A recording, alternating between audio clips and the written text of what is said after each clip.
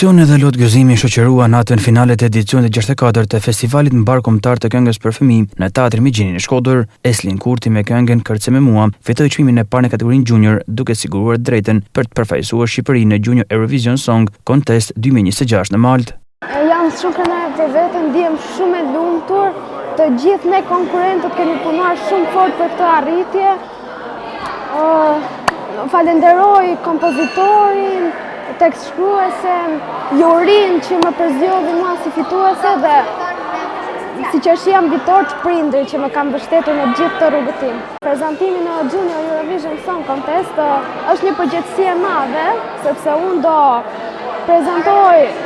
përfaqësoj Shqipërinë në Junior Eurovision, po mezi pres madje, ne kemi bërë një rregull që unë do zgjedh 6 vajza, të cilat nuk mund të marrin dot pjesë vitin tjetër, do të i marr me vete në Junior Eurovision Song Contest 2026 në Malta.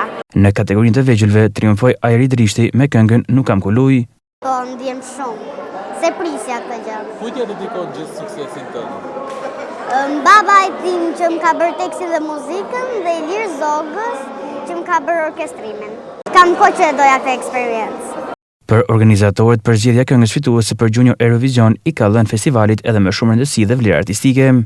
Finalizojmë një punë disa mujore, sinqerisht mbyllim një fest, shumë emocione, por kur produkti është shumë i mirë, ne jena shumë të lumtur. Me cilësinë e producentes ekzekutive të festivalit, duhet ju them që pa diskutim, vendosja e përfaqësimit në junior nga fituesja e kësaj kategorie në festivalin ton është një vlerë që i shtohet festivalit. Por pa modesti, në emër të 64 viteve punë edhe të një laboratori të jashtëzakonshëm të krijuesve që ka shërbyer si trampolin për qindra e qindra talente që na kanë krijuar pastaj mundësinë të emocionohemi si shqiptar, jo vetëm në Shqipëri, por edhe kudo në botë. Po e them edhe një herë, pa modesti, dua të them që mendoj që festivali i Shkodrës në fakt i bën derë Shqipërisë që të zgjedh ai përfaqësuesen në këtë garë ndërkombëtare.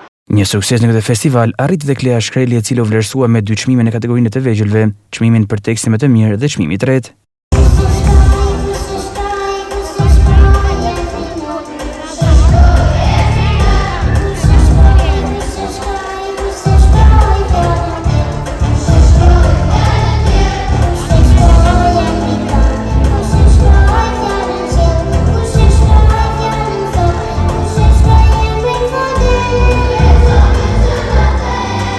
Festivali mbar kombëtar i këngës për fëmijë u zhvillua për 13 me radhë në Shkodër, duke sjellë në skenë 31 krime të reja.